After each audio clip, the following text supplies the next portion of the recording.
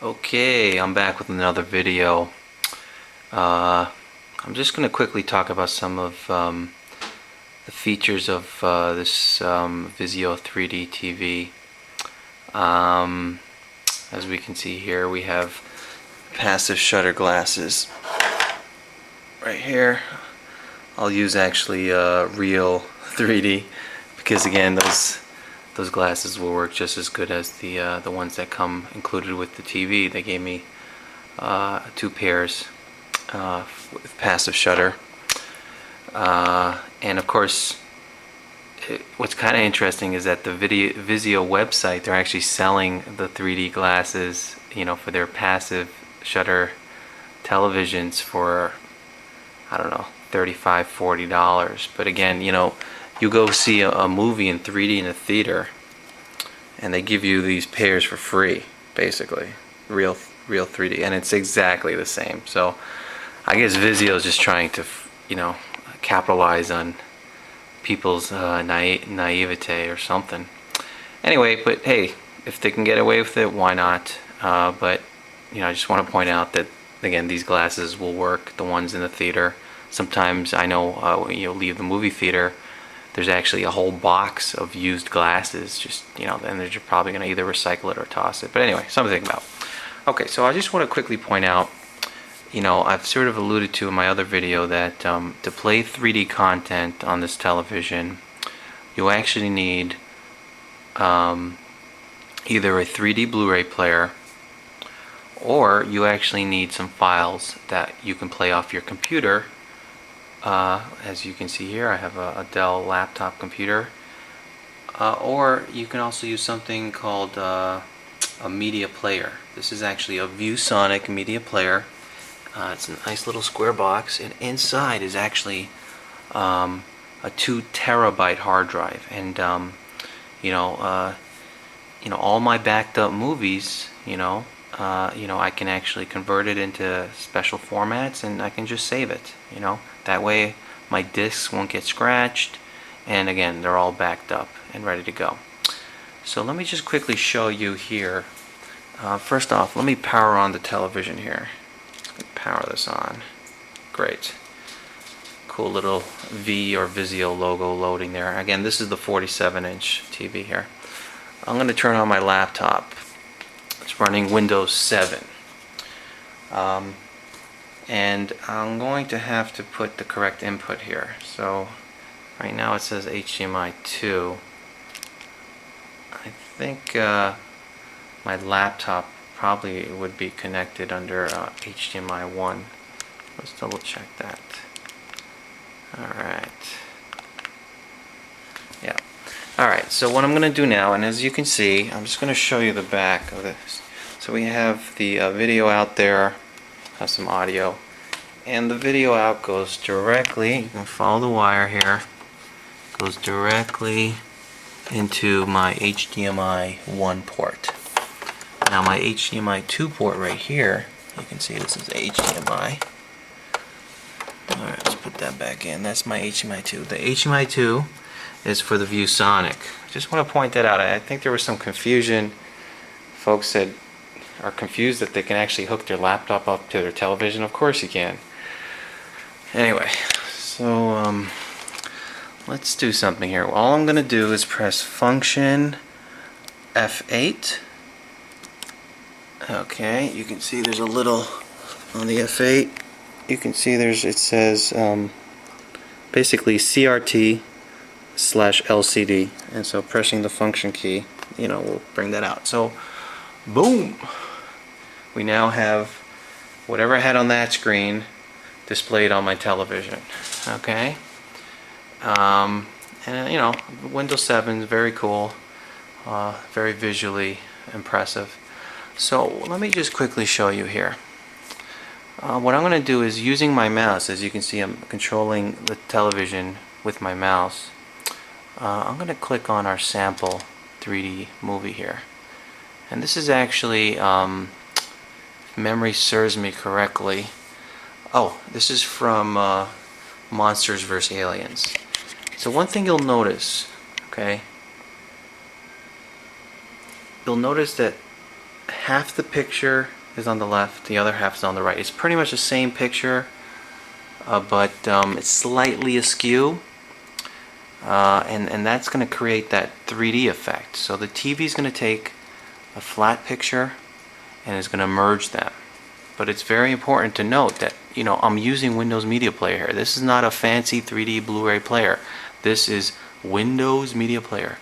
But the source is SBS or side by side. Okay?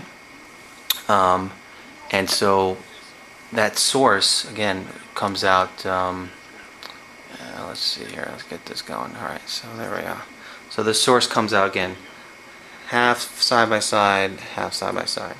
Okay, and then when I actually press the 3D button on the remote here, 3D right here, you'll see it gives me an option, and then I'm going to scroll 3D, and then I'm going to put side by side, because again it's side by side. The other option is top bottom, so you know that would be a different display, but this is obviously side by side.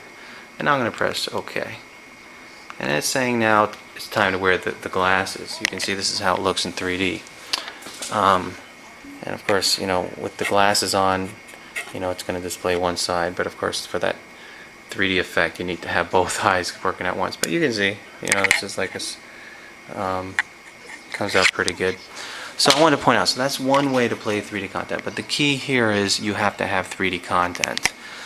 Okay, in this case I'm playing 3D content, and I'm playing it off of my computer. Let's turn this back. The screen looks a little weird when you don't have actual 3D playing. So let's go back to 2 dimensions. Great. I also wanted to quickly point out that you can actually watch 3D content on the internet here. Let me show you here. I have YouTube video loading over here. As you can clearly see, it says Street Fighter 4 3D Stereo HD. Again, 3D.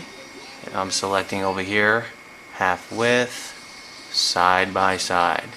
Make this full screen, and voila. Okay? And now it's playing. So, and when of course I press 3D button, there we go again. 3D. Side by side. And of course it's playing pretty good. We can see Ryo looks normal when you look through the glasses, and so does whoever the heck her name is. Anyway, so again, that's another way to sort of test out your 3D if you don't actually have a 3D Blu-ray player or anything. Again, I'm just playing it off of a standard laptop. There's no trickery here. This is just standard stuff. Okay, so finally, I just want to show you quickly another way that one could sort of play 3D content is I'm going to power on my my ViewSonic media player, and then I'm going to select the correct HDMI. So in this case, it's HDMI 2. Let's see if this thing powers on. Alright, so ViewSonic is loading. Alright. And again, this is not like a 3D ViewSonic, it's just the trick here is to have a video that actually will display it side by side, and then the TV will just take that side by side and merge them.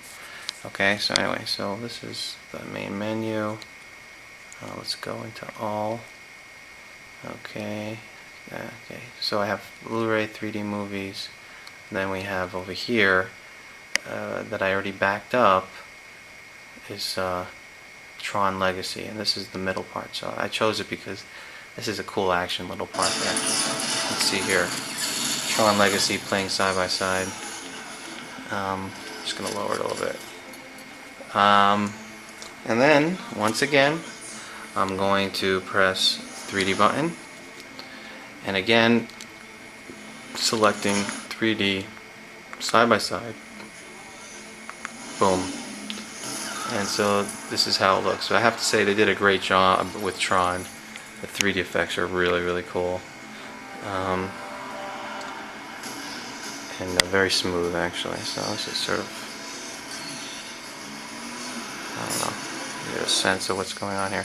But anyway, hopefully that clarifies the whole concept of side by side using the television.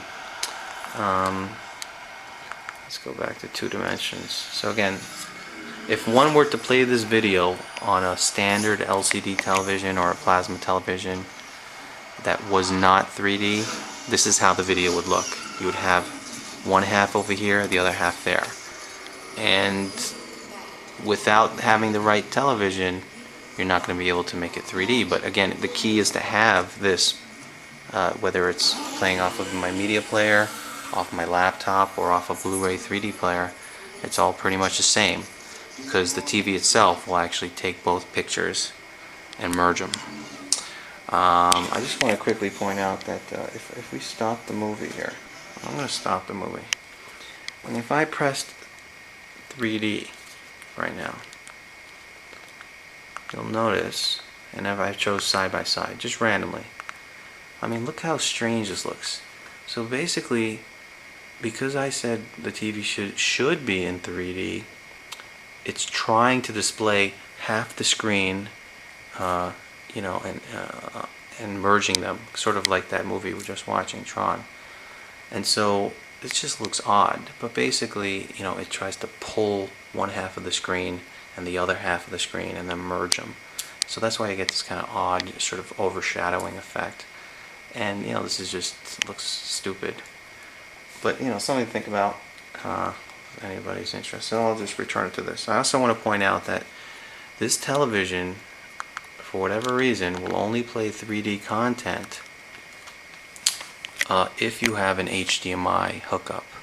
It might work for component, I'm not sure, I haven't tried that. But one thing I have tried was RGB, which is the sort of standard laptop out, and that unfortunately did not work. And I'll show you quickly how that looks. So that's that blue thing right there. I tried that.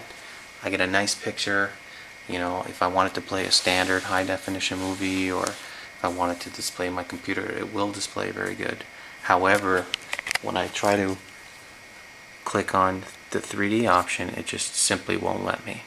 So that's why I say that in order to actually take that flat picture, which is shown side by side, and make it 3D, you actually have to use one of the HDMI hookups. Okay. Anyway, hopefully this clarifies any confusion out there. You know, I've had this television for roughly 4 weeks now. I'm pretty happy with it. I mean, you know, the 3D content's pretty cool. I'm not a gamer or anything, but you know, certain folks love to play their 3D games. But movie-wise, it's pretty cool. Like I said, you know, truth is, there really isn't that much Blu-ray 3D films out there. There's a lot of IMAX that comes out pretty good, and there's also, you know, various others.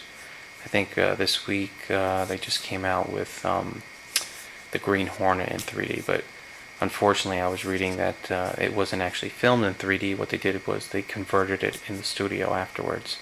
And so they did that to a couple of movies.